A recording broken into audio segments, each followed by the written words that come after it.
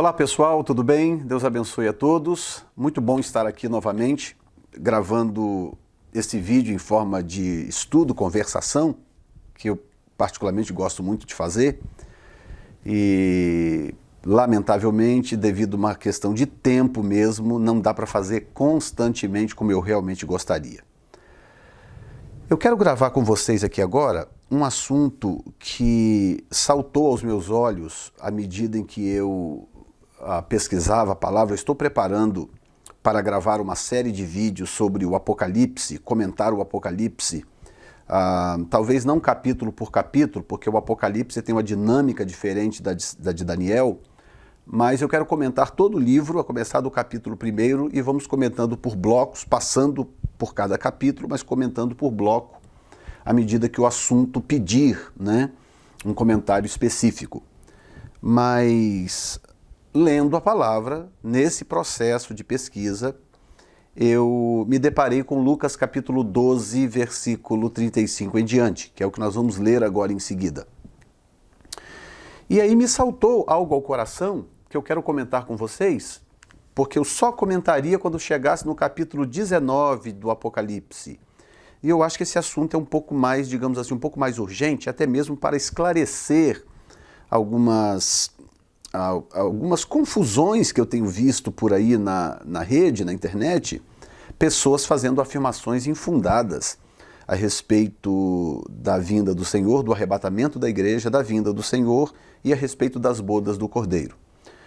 E eu quero tentar esclarecer algumas coisas aqui ao mostrar para vocês o que está nesse texto. Então eu gostaria de ir contigo no livro de Lucas capítulo 12, do versículo 35 em diante, e aí nós entramos no assunto que eu vou, logicamente, comentar outros textos durante a minha fala, e eu vou fazer de tudo para esse vídeo não ficar longo, tá bom? Muito bem, capítulo 12, versículo 35 do livro de Lucas. Diz assim: estejam cingidos os vossos lombos e acesas as vossas candeias, e sede vós semelhantes aos homens que esperam o seu Senhor, quando houver de voltar das bodas, para que quando vier e bater, logo possam abrir-lhe. Bem-aventurados aqueles servos, os quais, quando o Senhor vier, achar vigiando. Em verdade vos digo que se cingirá e os fará sentar à mesa, e chegando-se os servirá. E se vier na segunda vigília, e se vier na terceira vigília, e os achar assim, bem-aventurados são os tais servos. Sabei, porém, isto: se o pai de família soubesse a que hora havia de vir o ladrão, vigiaria e não deixaria minar a sua casa. Portanto, estáis vós também apercebidos, porque virá o Filho do Homem à hora que não imaginais. Verso 41. E disse-lhe Pedro: Senhor, dizes essa parábola a nós ou também a todos? Aí aqui eu queria te convidar a prestar absoluta atenção na pergunta de Pedro e na resposta que Jesus dá a Pedro quando ele faz esta pergunta. Eu vou voltar no versículo 41, porque eu gostaria que você prestasse um pouco mais de atenção nesta pergunta de Pedro e na resposta que vem em seguida. Olha bem, versículo 41. E disse-lhe Pedro: Senhor, dizes essa parábola a nós ou também a todos? Verso 42, Jesus responde dizendo: E disse o Senhor: Qual é, pois, o mordomo fiel e prudente, a quem o Senhor pôs sobre os seus servos, para lhes dar a tempo a ração? Então olha que coisa louca. Jesus está falando sobre a vinda dele para os seus discípulos, e daqui a pouco eu comento o texto em si. E quando ele está desenvolvendo o assunto, Pedro para e fala assim: mas pera um pouquinho, Senhor, o Senhor está falando isso para nós? Ou esse assunto é para todos? Esse assunto é só para nós, entre parênteses eu coloco judeus, esse assunto é só para nós, judeus, ou esse assunto é para todos? Pedro fica intrigado. Por que Pedro está intrigado? Eu vou te mostrar depois no texto que foi que intrigou Pedro. Aí Jesus vira e diz assim, ele dá uma resposta que parece que está completamente fora do assunto. Jesus diz assim, qual é, pois, o mordomo fiel e prudente a quem o Senhor pôs sobre os seus servos para lhes dar a tempo a ração? Verso 43, bem-aventurado aquele servo a quem o Senhor, quando vier, achar fazendo assim. Em verdade vos digo que olha bem, sobre todos os seus bens o porá. Bom, esse texto de Lucas, e eu vou caminhar bem devagar, porque é algo muito poderoso que está aqui nesse texto, tá? Esse texto de Lucas tem um correlato na Bíblia. O correlato desse texto está em Mateus, capítulo 24, versículo 45, que eu quero ler com você agora rapidamente. Mateus, capítulo 24, versículo 45. Olha bem. Em Lucas, ele está um pouco mais expandido.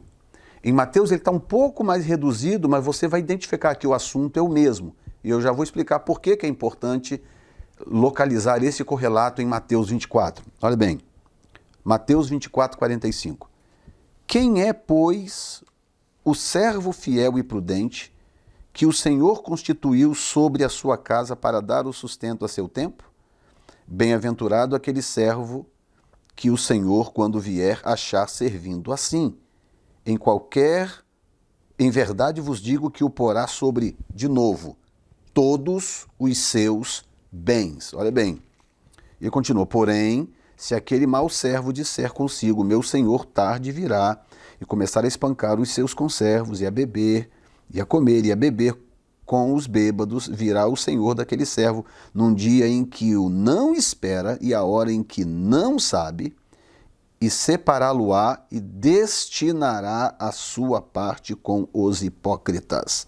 Ali haverá pranto e ranger de dentes. Bom, por que eu estou lendo o correlato de Mateus se o texto de o texto de Lucas é mais completo? Lucas 12, 35.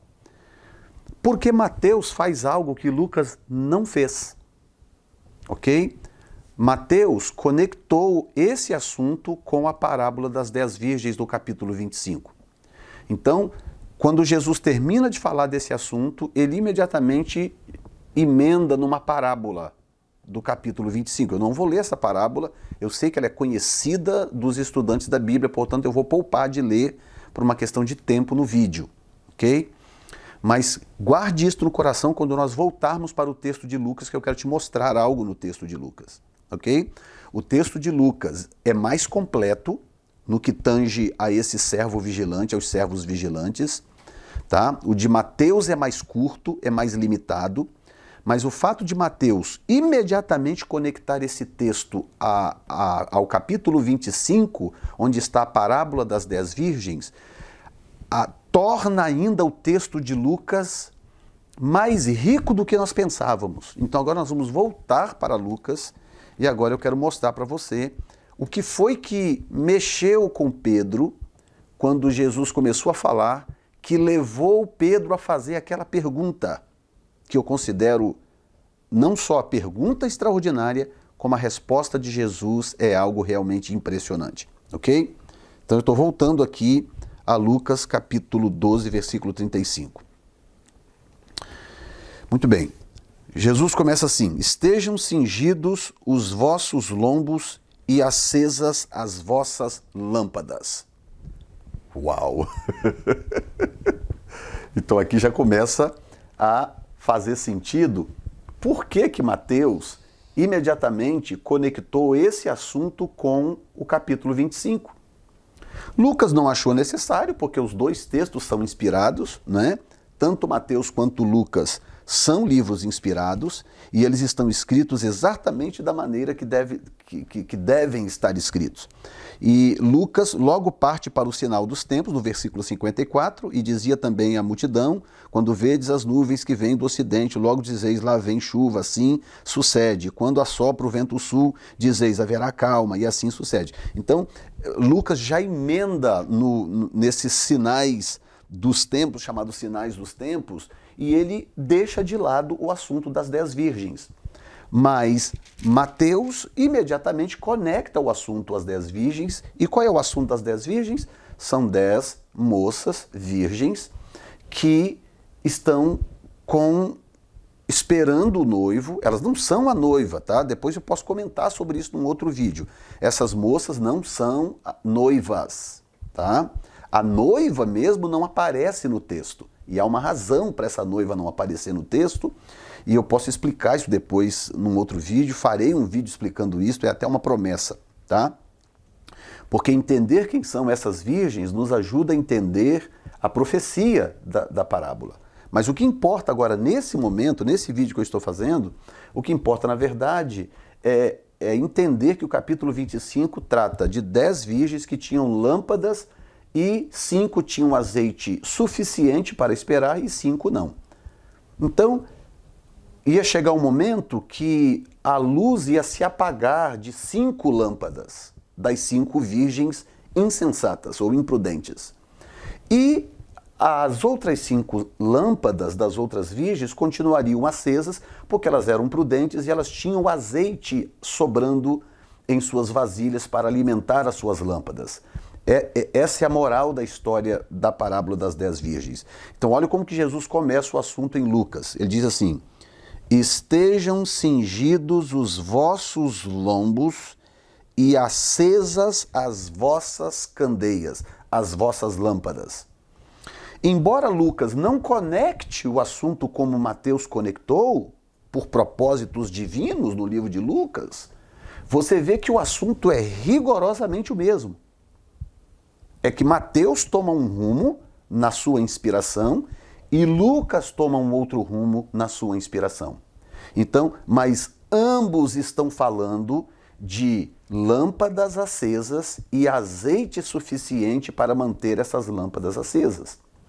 E Lucas ainda diz algo até, digamos assim, um pouco interessante, um pouco mais interessante, porque ele usa uma expressão muito parecida com o que Deus falou com Moisés quando o povo estava para sair do Egito. No dia da Páscoa, que era a última noite no Egito, Deus disse para eles: vocês vão comer a Páscoa com sandálias nos pés e com os lombos cingidos. Ou seja, eles estariam vestidos, com cinto cingido, sandália nos pés, arrumados, com tudo já pronto, porque eles comeriam a Páscoa e no dia seguinte eles partiriam da terra. E Deus então ordenou que eles estivessem com os lombos cingidos e sandálias nos pés. A expressão é exatamente a mesma. Jesus diz assim: estejam cingidos os vossos lombos e acesas as vossas candeias. Muito bem. Do que Jesus está falando? Vamos tentar entender aqui. Quando eu uso a analogia do Êxodo, Jesus está falando de algo para o qual o povo não estava preparado. Jesus estava falando de uma iminência para a qual o povo não estava preparado. O reino chegou, Jesus chega caminhando sobre a terra e o anúncio que Jesus trazia era: é chegado o reino de Deus, é chegado a vós o reino de Deus. Então a presença de Jesus na terra era o anúncio da chegada do reino de Deus. Agora, o que acontece é que a rejeição dos judeus, o fato dos judeus não estarem preparados para receberem o reino de Deus ou para a manifestação do reino de Deus, fez com que Deus lançasse o plano de redenção dos gentios. Então, deixa eu ler com você algo interessante que diz no livro de João, logo à frente aqui, inclusive, na minha Bíblia. Hoje eu estou usando uma Bíblia, na verdade estou usando duas, a de papel e a Bíblia aqui eletrônica, porque, como eu estou lidando com vários textos, folhear às vezes é mais rápido. Olha bem o que diz João, capítulo 1, do versículo 10 em diante, diz assim: estava no mundo, e o mundo foi feito por ele, e o mundo não o conheceu. Verso 11 diz: veio para o que era seu, e os seus não o receberam. Veio para o que era seu, mas os seus não o receberam. Mas a todos quantos o receberam, verso 12, deu-lhes o poder de serem feitos, portanto não eram, feitos filhos de Deus, aos que creem no seu nome. Aí o verso 13 explica claramente que nesse caso ele não está falando de raça, de etnia. Diz assim: os quais não nasceram do sangue, nem da vontade do varão, nem da os quais não nasceram do sangue, perdão, nem da vontade da carne, nem da vontade do varão, mas de Deus. Ele está dizendo o seguinte: não se trata de um nascimento sexual, resultado de uma relação sexual. Trata-se de um nascimento espiritual, sobrenatural. Portanto, não estamos falando de etnia. Tá? E o 14, o verbo se fez carne e habitou entre nós, e vimos a sua glória, glória como do unigênito do Pai. Então, quando Jesus imediatamente fala para eles estarem com os lombos cingidos e com as lâmpadas acesas, ele está dizendo que algo iminente estava por acontecer, que era o projeto original de Deus. Mas eles rejeitaram, eles não aceitaram a manifestação do reino. Como eles não aceitaram a manifestação do reino, o que Deus fez? Deus tinha um plano na manga. Deixa eu abrir aqui. Estou lidando com 3 Bíblias. E aí já viu. Então, Deus tinha um plano na manga, ok? Veja bem. No livro de... Eu quero ler com você mais um texto. Eu sei que talvez fique um pouco cansativo quando eu leio muitos textos, mas eu quero chamar a sua atenção para algo que é realmente muito interessante. Capítulo 22 do livro de Mateus agora. Mateus capítulo 22. Porque você vai ver como que essas coisas se conectam de uma forma maravilhosa, tá?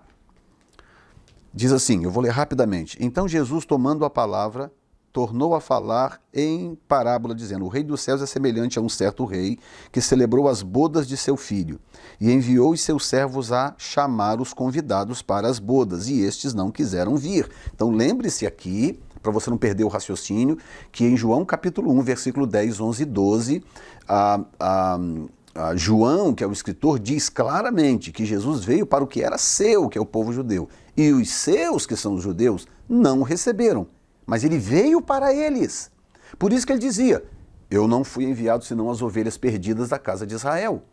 Quando aquela mulher cananeia, por exemplo, se apareceu gritando atrás dele que a filha estava endemoniada, Jesus falou: não, eu não tenho parte contigo, eu não fui enviado senão as ovelhas perdidas da casa de Israel. O que Jesus estava fazendo? Jesus estava sendo mal com aquela mulher? Não, Jesus estava cumprindo a justiça, ele estava cumprindo com a lei e cumprindo com o seu chamado primário. Por isso que você não vê Jesus falando à igreja.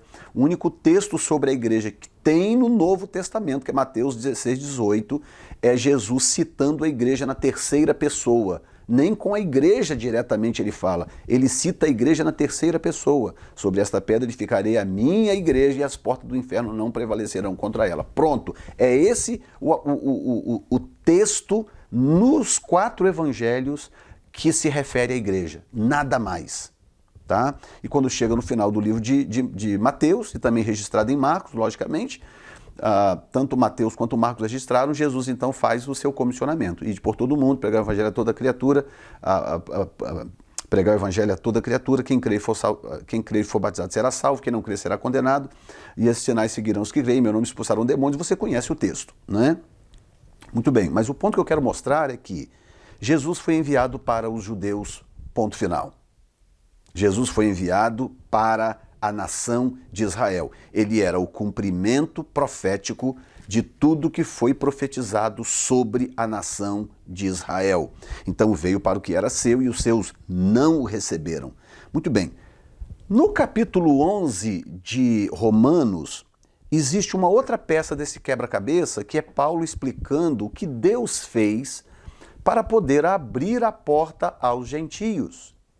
por amor aos gentios, por amor ao resto do mundo, o que Deus permitiu? Deus usou essa cegueira de Israel, Deus permitiu esta cegueira temporária cair sobre Israel, e Deus usou esta cegueira, essa incredulidade do povo de Israel, a seu favor. E ele abriu a porta, porque agora tudo é uma questão de direito e de justiça. A Bíblia está escrita numa linguagem legal. Por isso que tem juiz, por isso que tem promotor, que é Satanás, é o acusador, e por isso que tem advogado. A Bíblia está escrita numa linguagem legal, ok?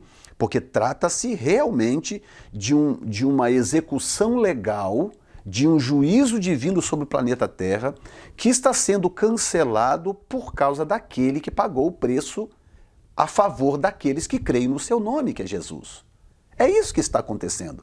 Se você ler a Bíblia por essa perspectiva, qualquer pessoa formada em direito que ler a Bíblia com cuidado devido vai perceber que o que está acontecendo não é outra coisa senão um julgamento eterno a respeito da queda do homem e do pecado que o homem trouxe para o planeta Terra, aceitando as mentiras de Satanás. Ok? Mas voltando a Romanos 11, o que acontece em Romanos 11? Paulo explica que Deus usou essa cegueira de Israel para que através dessa cegueira Deus pudesse abrir a porta para os gentios, desta forma cumprindo o que está em Mateus capítulo 22. Veja bem, Mateus 22. Verso 3, enviou os seus servos a chamar os convidados para as bodas e esses não quiseram vir. Não é? Aqui está João 1:11. Depois enviou outros servos dizendo, dizei aos convidados, eis que tenho o meu jantar preparado e meus bois cevados já mortos e tudo já pronto, vinde às bodas. Porém eles não fizeram caso, foram um para o seu campo, o outro para o seu negócio. E os outros, apoderando-se dos servos, os ultrajaram e mataram. E o rei, tendo notícia disto, encolerizou-se e, enviando o seu exército, destruiu aqueles homicidas e incendiou a sua casa. Olha bem que coisa impressionante. Tá? Incendiou a sua cidade, perdão. Então disse aos servos, as bodas na verdade estão preparadas, mas os convidados não eram dignos. E depois as saídas dos caminhos e convidai para as bodas. Gente, se essa revelação cair no coração de vocês, ninguém mais te engana. E depois as saídas dos caminhos e convidai para as bodas a todos os que encontrastes. E os servos saindo pelos caminhos ajuntaram todos quantos encontraram, tanto maus como bons. Veja bem, que aqui já não é mais uma questão de mérito, chegou um ponto que é uma questão de honra divina, ele vai encher a sua casa para as bodas e ponto final. Então não é uma questão do indivíduo ser bom ou mal, a salvação é pela graça. E a festa nupcial ficou cheia de convidados, olha bem, e o rei entrando para ver os convidados, viu ali um homem que não estava trajado com veste nupcial, tinha um penetra lá, e disse-lhe, amigo, como entraste aqui, não tendo veste nupcial? E ele emudeceu. Disse então o rei aos servos, amarrai-o de pés e mãos, levai-o e lançai-o nas trevas exteriores, ali haverá pranto e ranger de dentes, porque muitos são chamados, mas poucos são os escolhidos. Muito bem. Então agora vamos juntar esse quebra-cabeça para você entender por que tanto me entusiasmou falar desse assunto já com vocês imediatamente. Estou voltando agora para Lucas capítulo 12, para você entender o ponto de vista de Pedro agora, para ele fazer aquela pergunta. Muito bem. Então o assunto é, estejam cingidos os vossos lombos e acesas as vossas candeias. Agora veja bem o verso 36. Sede vós semelhantes aos homens que esperam o seu Senhor quando houver de voltar das bodas. Foi isso que incomodou Pedro. Eu vou explicar para você por quê. A pergunta meio assustada de Pedro surgiu quando Jesus disse esta frase. Sede vós semelhantes aos homens que esperam o seu Senhor quando houver de voltar das bodas, para que quando vier e bater, logo possam abrir-lhe. como assim, quando o Senhor voltar? Pedro ficou meio chocado. Como assim, Senhor? Em outras palavras, como esse negócio de voltar? Quer dizer que nós não vamos participar das bodas? Olha o que Jesus está dizendo. Jesus está dizendo rasgado e claro, dizendo: vocês não estarão nas bodas, mas bem-aventurado aquele que, quando o seu Senhor voltar das bodas, for encontrado servindo bem. Aí aqui vem a razão do porquê Mateus capítulo 25 é tão importante e as pessoas não conseguem explicar Mateus capítulo 25. Primeiro, as pessoas não conseguem explicar Mateus capítulo 25 porque eles acham que aquelas virgens são noivas, que o noivo está vindo para casar com as 10. Não existe isso. Nenhum noivo casa com 10 virgens ou com 10 noivas. Número 2, eles não percebem que a noiva não é citada no texto. Porque a noiva está subentendida ou tipificada no que eu vou te mostrar em seguida. E terceiro lugar, a maioria das pessoas confundem esse texto porque eles não conseguem identificar corretamente quem são as virgens prudentes e quem são as virgens loucas. Eles não conseguem. E aqui vai agora uma explicação que talvez você não tenha ouvido ainda por aí afora, tá? E que vai fazer sentido para você hoje baseado no raciocínio que eu estou estabelecendo aqui agora. As 5 virgens prudentes, aquelas que têm azeite sobrando na botija e que entram nas bodas com o noivo, representam a igreja gentílica. Na verdade, não gentílica, representa a igreja. Tem muitos judeus messiânicos na igreja. Só não podemos esquecer que, uma vez dentro da igreja, eles não são mais Israel, eles são igreja. Quando a pessoa crê em Jesus como seu Senhor e seu Salvador e vem para dentro de uma igreja, ou que seja uma sinagoga judaica, cultuando e celebrando ao Senhor, crendo na salvação pelo sangue do Cordeiro, nesse momento eles deixam de ser contados como Israel e passam a ser contados como igreja. Eles serão arrebatados no arrebatamento da igreja, porque eles são igreja. É importante entender isto. Portanto, as 5 virgens prudentes representam a igreja. Aqueles que estão no versículo 12 de João 1. Ou seja, a todos quantos o receberam, deu-lhes o poder de serem feitos filhos de Deus, a saber os que creem no seu nome. E as 5 virgens imprudentes, quem são elas? Elas são Israel. Elas representam Israel. Então nós temos na parábola das 10 virgens o que nós vemos acontecendo aqui em Lucas capítulo 12, versículo 35 e diante. Mateus está usando as 10 virgens como parábola, na verdade Jesus, Mateus só está escrevendo. O que Jesus está fazendo é, ele pega a parábola das 10 virgens para fazer-se entender do que ele está dizendo em Lucas capítulo 12, versículo 35. Lucas não dá a sequência, mas Mateus dá, graças a Deus, que são 4 evangelhos, não é verdade? Mateus dá a sequência para nós podermos entender o que está acontecendo aqui. Então ele mantém a sequência, e aí Jesus conta a parábola.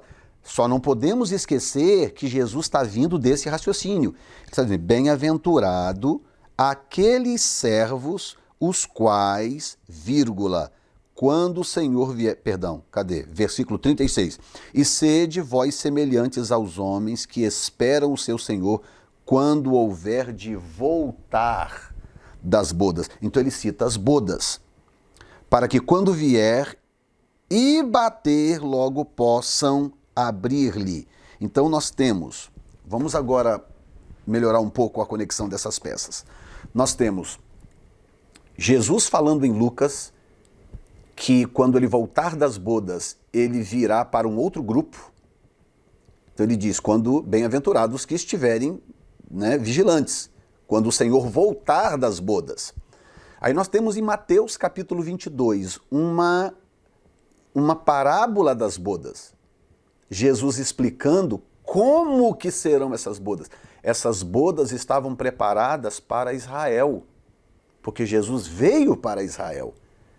Por isso que desde o Velho Testamento que Deus tem mandado os seus servos, que são os profetas, profetizando, falando com Israel, tentando consertar a nação, o povo, para que eles pudessem entrar no seu reino. O reino de Deus é para Israel. Nós estamos dentro desse reino porque nós fomos enxertados na boa oliveira. Paulo diz que nós somos jambuzeiro bravo. Olha bem, nós somos jambuzeiro bravo e fomos enxertados na boa oliveira. Nós não pertencemos a esse reino, nós não pertencíamos a esse reino. Nós não tínhamos direito algum neste reino. Este reino, o reino de Deus na terra, pertence a Israel. Só que Deus usou na sua grandiosa misericórdia, infinita misericórdia, no seu grande amor, porque ele prometeu lá atrás em Abraão, dizendo, olha, benditas em ti serão todas as famílias da terra.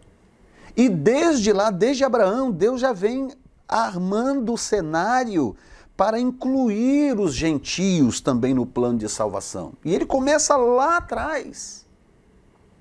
Nós temos registro, no próprio nascimento dos dois filhos de José no Egito, tanto Manassés como Efraim, Manassés o mais velho, Efraim o mais novo. Pensa bem quem era Manassés e Efraim. Manassés e Efraim eram filhos de José, que era o patriarca da sequência, não é? Abraão, Isaac, Jacó e José, essa era a sequência. Então eles eram filhos do patriarca José, né? O herdeiro de Jacó, com uma egípcia. Olha bem, Abraão casado com a sua meia-irmã, portanto era família. Deus tirou de Ur dos Caldeus, trouxe família. Ela é estéril, Deus gerou um filho através dos dois, porque Deus estava gerando uma nação do nada. E o mérito não podia ser da virilidade de Abraão, não podia ser da fertilidade de Sara.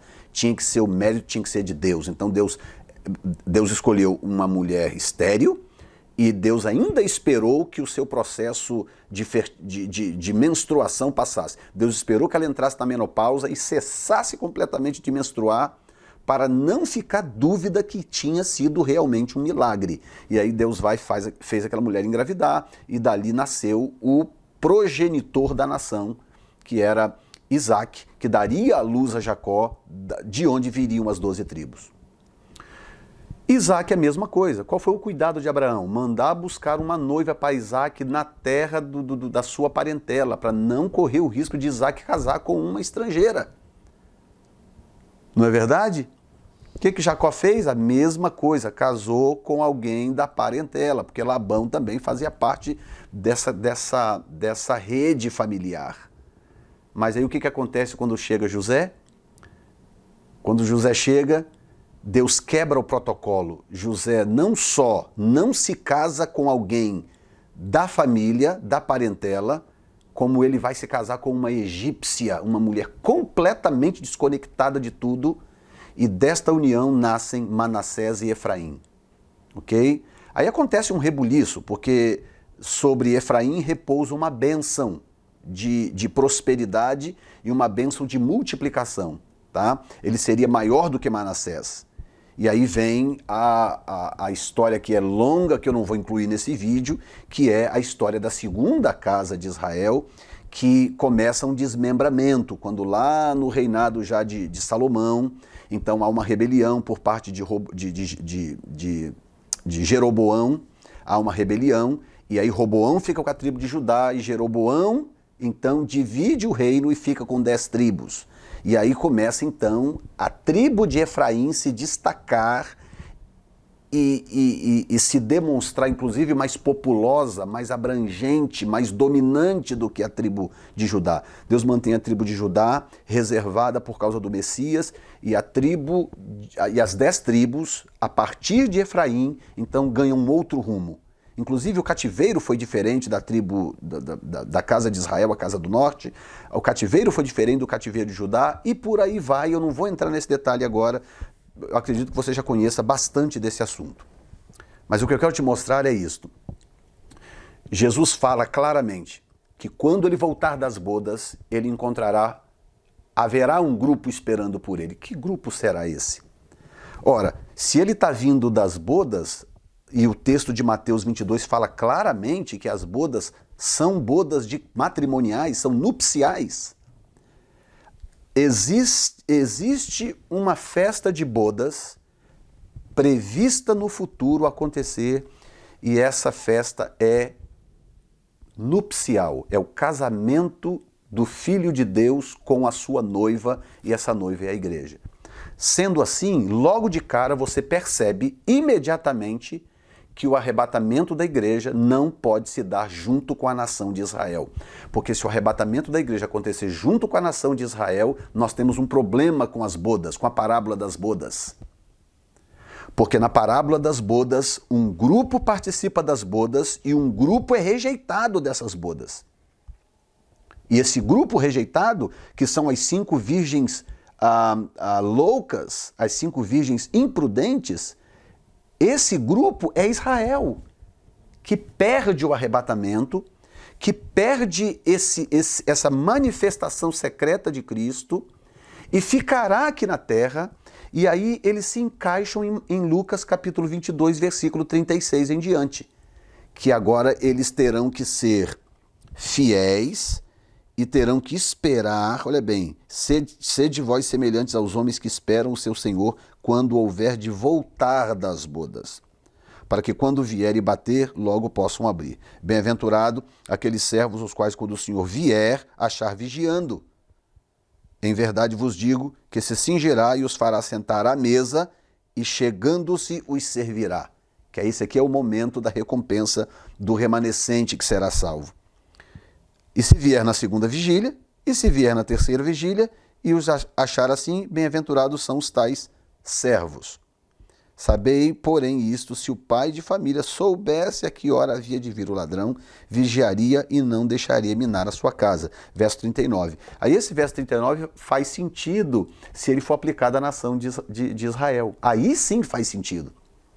Porque essa teoria pós-tribulacionista de que a igreja será arrebatada no final da grande tribulação é uma teoria tão esdrúxula que ela não faz sentido por muitas razões.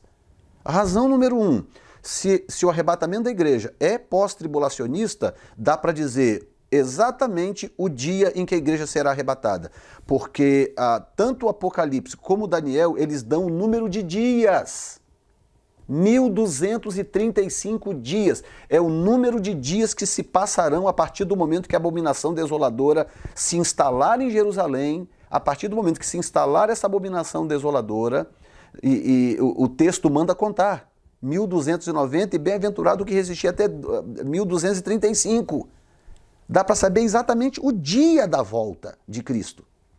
Ora, se dá para saber exatamente o dia, então Jesus mentiu quando diz ninguém sabe o dia nem a hora. Se Jesus diz que nem sabe o dia nem a hora, é porque ninguém sabe o dia nem a hora, ok? E se nós colocarmos esse texto no lugar certo, que é para a nação de Israel, o texto de Jesus continua sendo correto. Por quê? A igreja não sabe o dia nem a hora, já que o arrebatamento é secreto, acontecerá antes da vinda, a igreja não sabe o dia nem a hora. E Israel também não saberá o dia nem a hora, por quê? Porque Israel não aceita o Novo Testamento, Israel não aceita que Jesus seja o Messias. Então qualquer profecia na Bíblia que tenha a ver com a vinda de Jesus, Israel não está dando a mínima, porque eles não aceitam que Jesus seja esse Messias. Então eles serão pegos de surpresa de qualquer maneira, mesmo que os dias sejam contados. Percebe como que a trama divina é perfeita e que de qualquer maneira ninguém saberá nem o dia e nem a hora. Ok? Muito bem. Versículo 40. Portanto, estai vós também apercebidos, porque virá o Filho do Homem a hora, aqui sim, a hora que não imaginais. Olha bem. É perfeito isso aqui, quando nós entendemos o papel da igreja e o papel da nação de Israel. Israel realmente não saberá o dia, porque mesmo que os dias possam ser contados, eles não contarão tais dias, porque eles não estão prestando atenção no Novo Testamento. E as profecias do Velho Testamento, elas estão muito codificadas. Elas foram dadas de uma forma tão sábias por Deus, em figuras tipológicas e analógicas, que realmente não tem como eles saberem que é Cristo a menos que os olhos deles sejam abertos. Isso, gente, isso é fantástico. Eu estou mais uma vez encantado com a palavra de Deus. Eu estou encantado. Aí aqui vem a pergunta de Pedro e eu já te dei a razão. Por que Pedro está estranhando? Eu falei, como assim? Então nós vamos perder as bodas? Porque nós vamos ter que esperar o Senhor voltar das bodas? Pedro não era bobo, ele estava entendendo a coisa. Disse-lhe Pedro, Senhor, dizes essa parábola a nós ou a todos? Aí Pedro queria saber o seguinte, espera um pouquinho, isso aí é só para nós, só para a nossa nação, só para nós os judeus, ou isso é para todos? Tipo assim, são todos que vão perder as bodas? Está entendendo agora o raciocínio de Pedro? O que estava deixando Pedro, digamos assim, meio confuso? Aí olha que resposta genial a resposta de Jesus. Não podia ser diferente, né? Jesus é Jesus, né? Agora olha bem que resposta genial a de Jesus. Ele diz assim, disse o Senhor, qual é, pois, o mordomo fiel e prudente, a quem o Senhor pôs sobre os seus servos para lhes dar a tempo a ração? Pedro fala, pera um pouquinho, Senhor, isso aí é para nós ou é para todos? Aí Jesus fala assim, parafraseando agora, né? Ora, Pedro, é só você se perguntar, quem é o servo fiel que o Senhor, o mordomo fiel que o Senhor colocou sobre, que o Senhor pôs sobre os seus servos para lhes dar a tempo a ração ou o alimento? Vou parafrasear de novo. Qual é a nação, Pedro? Quem é o povo, Pedro, a quem eu confiei a minha palavra, a quem eu confiei o direito de dar ao mundo a minha palavra? Por isso que Jesus diz ração, diz alimento. Quem é o mordomo fiel que o Senhor pôs sobre os seus servos para lhes dar a tempo a ração? Eu tenho uma série aí no meu canal que eu convido vocês a assistirem essa série. Eu tenho percebido que ela tem poucos acessos. As pessoas se interessam mais por temas que têm a ver com o anticristo, arrebatamento, volta. As pessoas se interessam mais por esses temas. Mas eu faço um pedido especial a vocês. Assistam esta série que está no meu canal sobre como a Bíblia chegou até nós. Uma série que eu gravei, se eu não me engano, em 7 vídeos, explicando como que a Bíblia saiu do zero e chegou até nós na nossa língua que nós temos hoje. Vale a pena você assistir essa série. Porque se você assistir essa série, você vai entender imediatamente de cara quem é esse mordomo fiel a que Jesus se refere aqui no versículo 42 de Lucas 12. Esse servo fiel que o Senhor colocou sobre os seus demais servos para dar a eles a ração, para dar a eles o pão, o alimento, esse mordomo é Israel.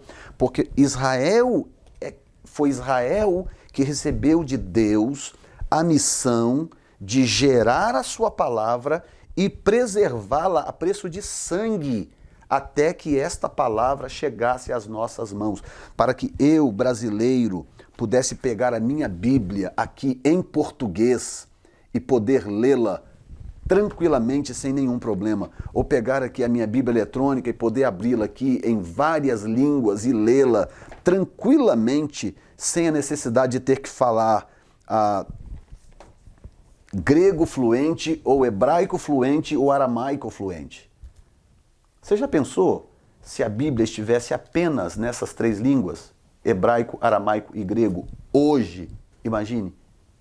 Nenhum desses canais de estudo bíblico do YouTube existiria, porque somente os catedráticos, somente os doutores da lei, os doutores, os catedráticos poderiam ensinar Bíblia, porque teria que falar fluentemente aramaico, hebraico e grego. Mas por causa desta nação amada de Deus, a nação de Israel, por causa desta nação, desse mordomo fiel, esse mordomo, hoje nós temos a nossa ração diária, nós temos o nosso pão diário com o qual nós podemos nos alimentar, que é a palavra de Deus, que foi trazida até nós pelo povo de Israel a custo de sangue. Eu quero chamar a sua atenção para isto, por quê? Porque algumas pessoas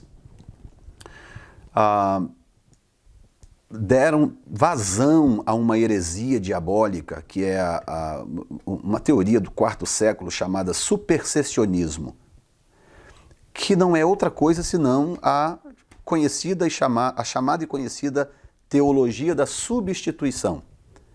E a teologia da substituição nasceu em face de ausência de revelação divina. Quando Deus não revelou nada, não diga nada. Então, Israel disperso, o templo destruído depois do ano 70, e o povo espalhado pelo mundo afora, aquela coisa toda. Então, o que aconteceu? 400 anos depois, as pessoas começaram a buscar explicação. Afinal de contas, o que nós perdemos, né? O que nós deixamos de interpretar? E começou então surgir teorias. Uma delas foi o supersessionismo ou teologia da substituição. Não, eu já sei o que aconteceu. Deus rejeitou Israel e Deus colocou a igreja no lugar de Israel. Agora nós somos o Israel de Deus e a aliança de Deus agora é com a igreja, não é mais com Israel. Isto não é só herético, isso é diabólico. Porque se algum dia Deus desfazer a aliança dele com Israel, para fazer uma aliança com quem quer que seja, ele estaria cancelando pelo menos metade da Bíblia. E se o Apocalipse diz que nem um J, nem uma vírgula, nem um tio passará dessa lei, passará desta palavra, como é que Deus vai negar metade, pelo menos, da Bíblia Sagrada, com tantas promessas feitas a Israel? Deixa eu te mostrar uma coisa aqui, que talvez mexa contigo. Olha bem o que diz Isaías capítulo 54, Isaías capítulo 54, versículo 7. Por um pequeno momento te deixei, mas com grande misericórdia te recolherei. Em grande ira escondi a face de ti por um momento, mas com benignidade eterna me compadecerei de ti, diz o Senhor, o teu Redentor. Porque isto será para mim como as águas de Noé, pois jurei que as águas de Noé não inundariam mais a terra. Assim jurei que não me irarei mais contra ti, nem te repreenderei.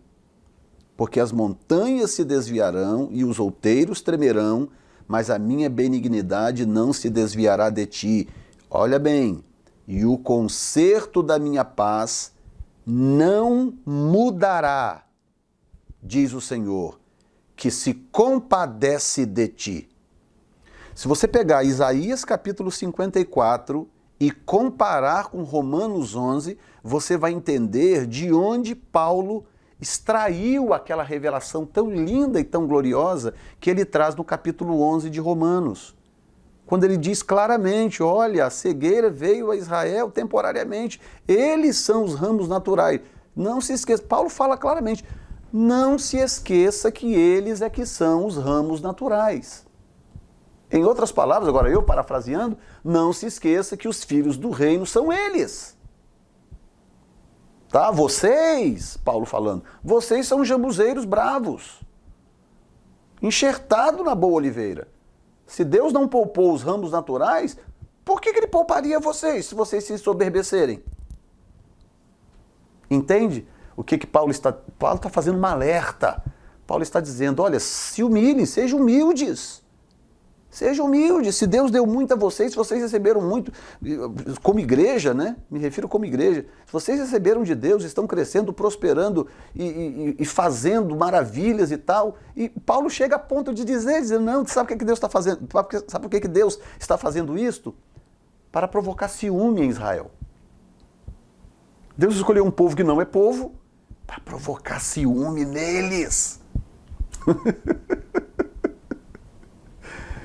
E por causa disto, Jesus está falando claramente, abertamente, que as bodas do Cordeiro são para a igreja, não para Israel. Portanto, igreja e Israel não podem ser arrebatados juntos. Simples assim. E eu termino agora com o texto das bodas do Cordeiro, que também tem uma outra confusão naquele texto ali que eu vou tentar ajudar a dissipar hoje. Eu termino com isso. Prometi que o texto não ia ser longo, mas, gente, é complicado. A Bíblia é Bíblia. Começa a falar e a coisa não acaba nunca. Muito bem. Olha bem, Apocalipse capítulo 19. Diz assim, versículo 6: E ouvi como que a voz de uma grande multidão, e como que a voz de muitas águas, e como que a voz de grandes trovões, que dizia: Aleluia, pois já o Senhor Deus Todo-Poderoso reina. Tá?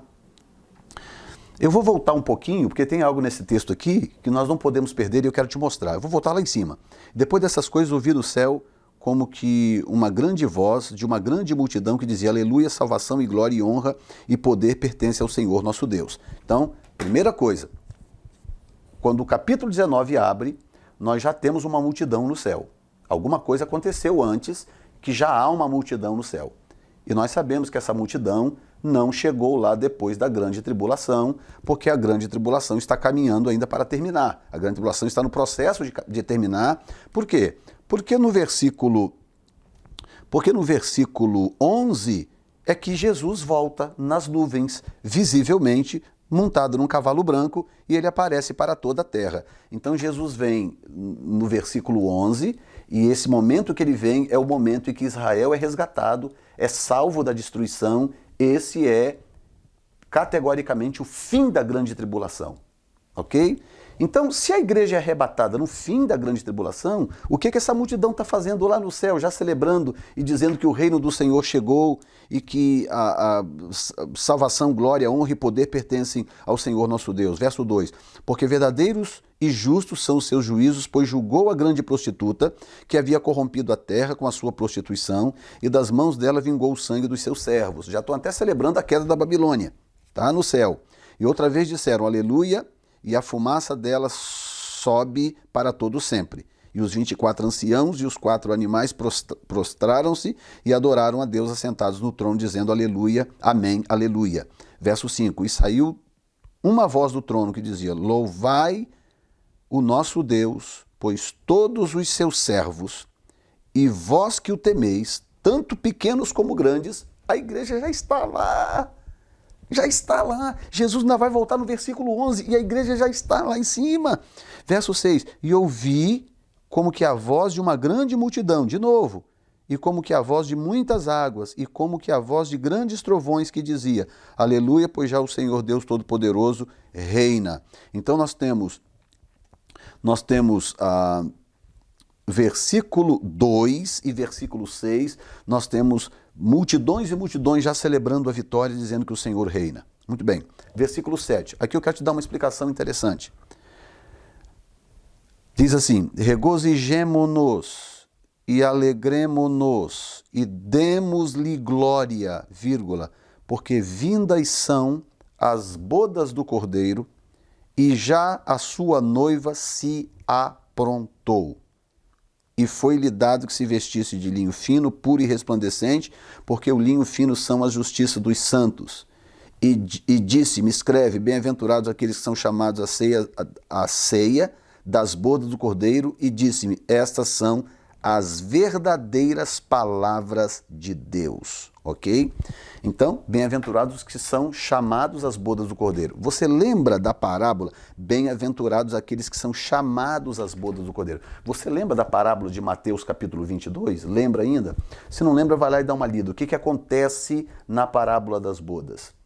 Os filhos, os primeiros convidados são chamados, dizem não, rejeitam, e Deus manda catar tudo que tem pela cidade. Vai lá e cata tudo que você puder e traz. Eu não quero a casa do meu filho vazia, as bodas do meu filho vazia. E eles vão lá, catam a todos e vêm, trazem, e só um é encontrado lá com as vestes impróprias, lançado para fora, mas todos que são catados e trazidos ficam para as bodas, porque passa a ser agora um ato de graça, e não um ato de eleição por direito adquirido, é um ato de graça. Israel perdeu o que tinha direito adquirido pela promessa feita a Abraão. Perdeu porque não identificou o Messias.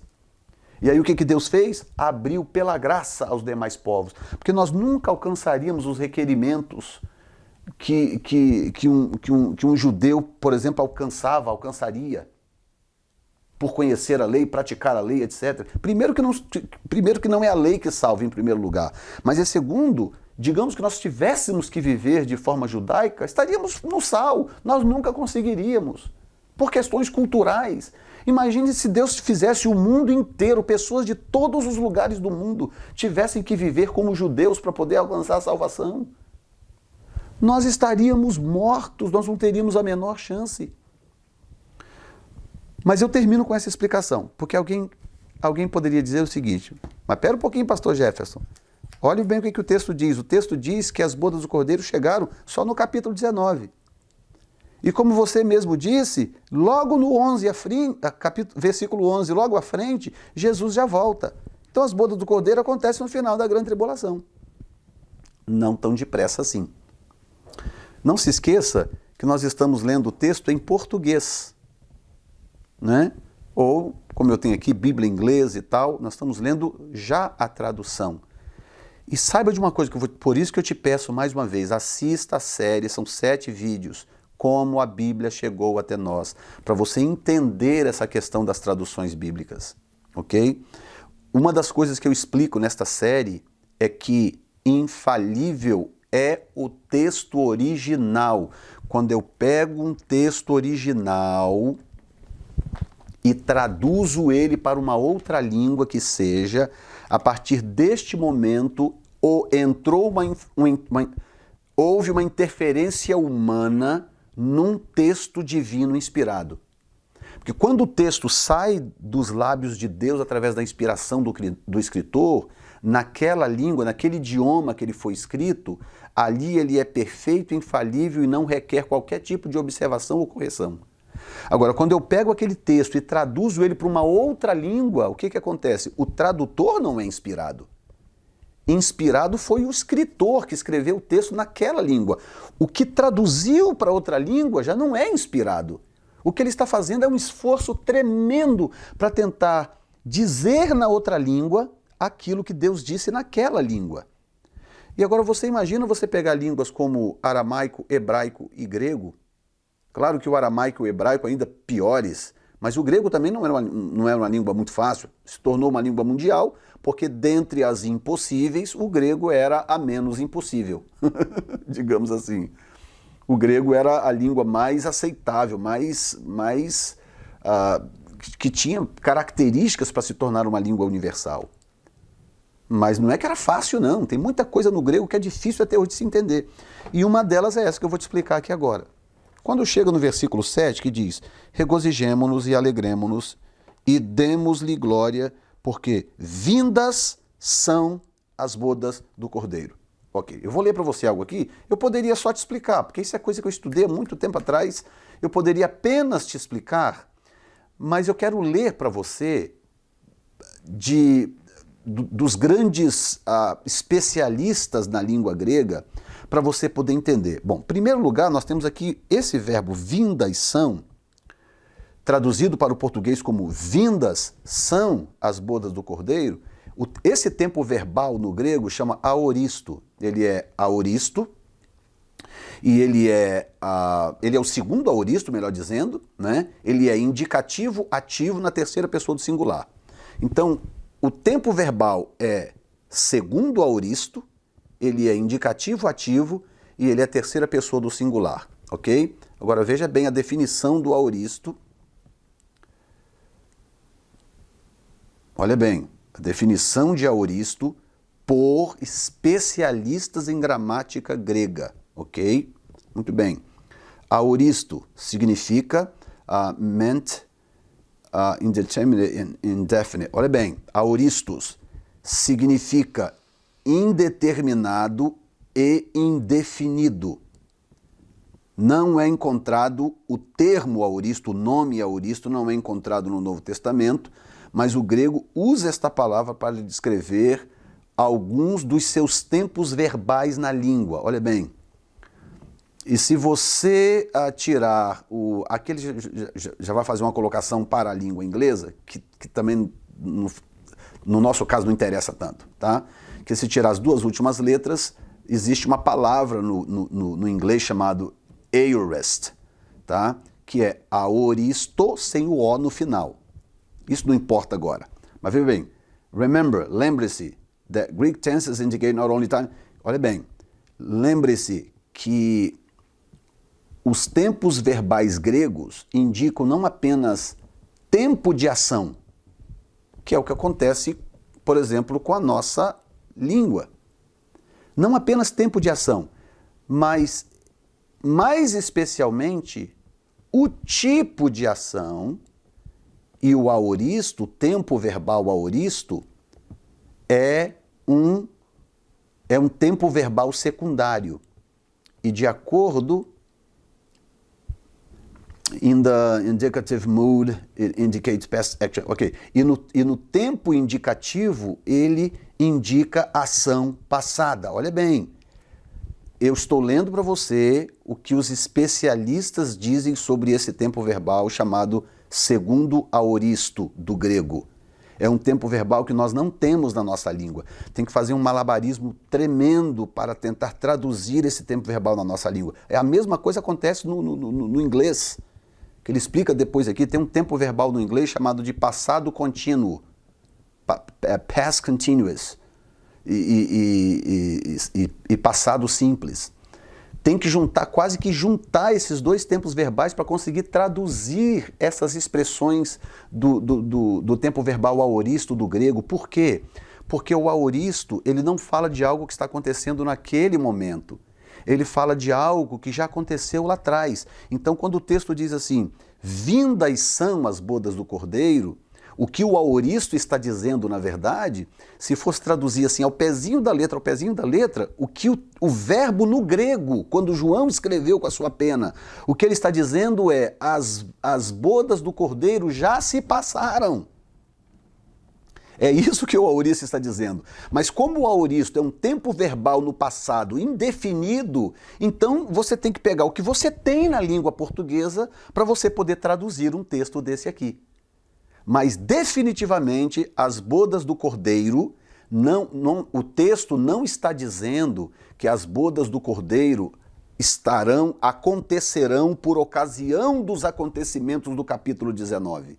Não é isso que o texto está dizendo.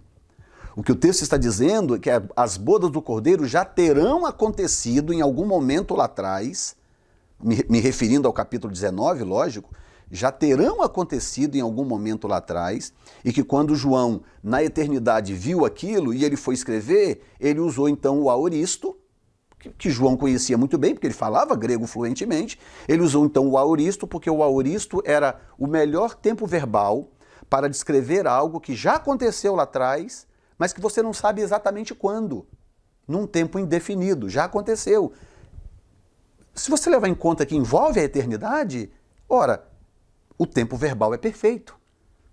Porque não dá para dizer exatamente em que momento aquilo aconteceu, já que você está lidando ou está assistindo aquilo a partir da eternidade, que é o caso de João, quando ele foi arrebatado no capítulo 5. Não sei se deu para vocês entenderem. Eu tentei não ser técnico, mas passar para vocês a informação, para vocês entenderem que quando se lê um texto bíblico na nossa língua, aquele texto pode ter muito mais coisas do que nós imaginamos por causa da inspiração do original.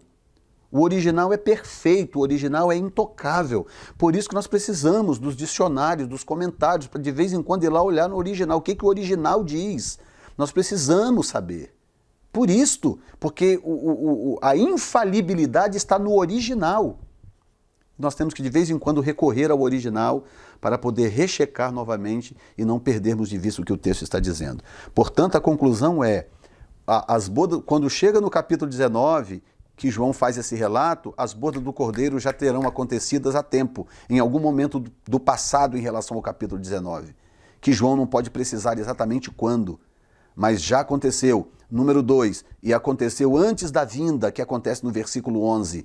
A vinda acontece no 19:11, quando, portanto, Israel será resgatado, o remanescente será salvo, o anticristo, o falso profeta e Satanás, o anticristo e o falso profeta serão lançados no lago de fogo, Satanás será preso por 1000 anos, e assim sucessivamente você conhece a história. Tá? Por essas e outras, não há como igreja e Israel serem arrebatados juntos. Period. Ponto final. Não há como. Isso está biblicamente provado. Tentar encaixar essas duas coisas juntas é tentar fazer um malabarismo bíblico que não vai funcionar, e as pessoas que tentam fazer isso, que insistem nessa loucura, estão fazendo um papel feio, um papel ridículo, cada vez que passa, que tentam forçar o texto a se encaixar na sua interpretação, a situação fica cada vez pior. Porque quando você abre a Bíblia, como estamos fazendo aqui hoje, abrir a Bíblia e apenas ir conectando os textos, você percebe claramente que a Bíblia está separando uma coisa da outra. Arrebatamento da igreja e vinda de Jesus são duas coisas, porque uma é para a igreja, as 5 prudentes, e a outra é para Israel, as 5 imprudentes, porque as 5 imprudentes perdem as bodas. Elas não participam das bodas. Elas ficam de fora. E quando o Senhor voltar das bodas, de acordo com Lucas capítulo 12, versículo 35 em diante, então é que, como o próprio Jesus disse, se for encontrado servindo bem esse servo, então ele se assentará à mesa com o seu Senhor. Tá bom? Espero ter ajudado. Deus te abençoe. Me desculpa, né, pelo tamanho do vídeo. A minha intenção é que ele ficasse bem menor. Mas eu prefiro assim do que sacrificar o entendimento, a revelação do texto sagrado. Tá bom, gente? Muito obrigado, Deus abençoe a vocês. Quero agradecer àqueles que têm entrado no site para clicar nos anúncios. Vocês devem ter visto que os anúncios estão fora do ar, porque na verdade foram tantos cliques. Eu recebi uma carta da Google dizendo que eles estão analisando para saber se está tudo ok, tudo de acordo com os conformes, que foram tantos cliques num período tão curto, que eles ficaram meio assustados, eu acho, preocupados se de repente não é alguma trapaça, alguma coisa, e eles então deram uma pausa nos nossos anúncios para poder analisar, ver se está tudo ok, tudo correto, tudo batendo, mas dentro de, 2 ou 3 semanas, os anúncios estarão de volta, e se vocês quiserem continuar nos ajudando, abençoando, vocês podem entrar de vez em quando, clica, dá uma olhadinha no anúncio assim e tal, muda de página, enfim, isso realmente vai nos abençoar. Tá bom, gente? Muito obrigado. Deus abençoe a todos, em nome de Jesus. Amém.